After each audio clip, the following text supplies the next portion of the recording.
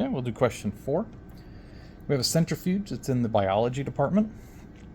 It rotates with an angular speed of 3,700 revolutions per minute. And it makes about 540 complete rotations before it comes to a stop. What is the angular acceleration during this time? Okay, so we have another kinematic problem for angular.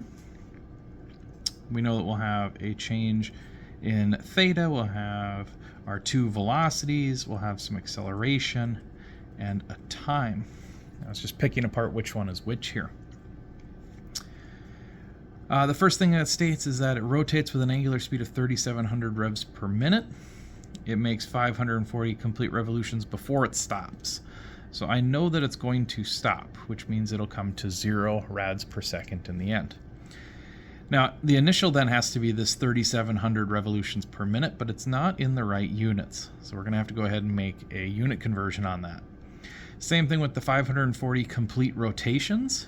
Well, that's the theta that has been changed, but I need that to be in radians. So I'll have to do a conversion on that. And then the question is asking for angular acceleration. So the thing we don't care about on this one is time. So let's go ahead and make these two conversions, and then we'll get started there. So since I have change in theta first, let's go ahead and tackle this 540 rotations. You can call that revolutions, whatever you would like. And I'll need to convert that into radians. So I know that 1 revolution is the same as 360 degrees. 360 degrees is the same as 2 pi radians. So I can jump to radians. 2 pi radians is 1 revolution. So if I take 540, multiply it by 2, multiply that by pi, we get 3,393 radians.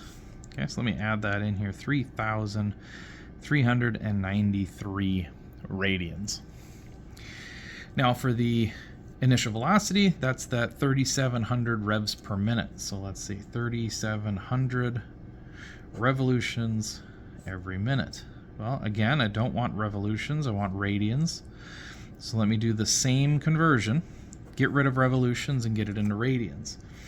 But I also have minutes here, and I don't want minutes. So I've got to get rid of 1 minute being 60 seconds, and that'll get rid of the minutes. Now I'm in radiation. Now I'm in rads per second. Okay, so if I do 3,700 times 2 pi divided by 60, I get 387 rads per second. So we'll go ahead and add that up here, 387 rads per second. Now, I need an equation that will give me an acceleration that doesn't rely on time. The equation there, of course, is going to be the last one. It'll be W final squared equals to W initial squared plus 2 alpha times the change in theta. No time involved. I know it's going to come to a stop, so I know that that is 0. The initial we just calculated, so it'd be 387 squared plus 2 times alpha, which is what I'm looking for, and then the change in theta we had figured to be 3,393 radians. Okay, move that down a little. So now 387 squared is going to be a larger number, and it's 149,769. I'm going to minus that over to the other side. So 149,769 can get moved to the other side.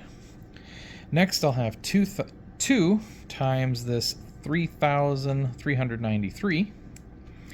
And so that will leave me with 6,786 alpha.